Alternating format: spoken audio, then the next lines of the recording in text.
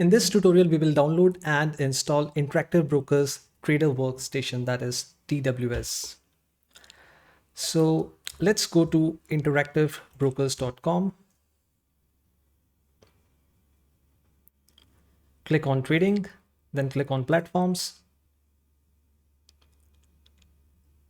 Under Trader Workstation, click on download software.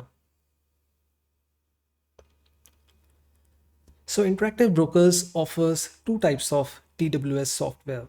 One is the online version and second one is the offline version.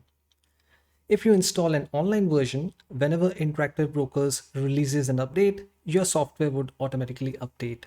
Whereas if you download and install an offline version, you would need to manually install the update whenever Interactive Brokers releases a new update.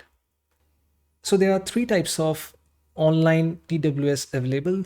One is the TWS latest. This has all the latest features of TWS. Second one is TWS stable. This is the most stable version. All the features are properly tested. Third one is TWS beta.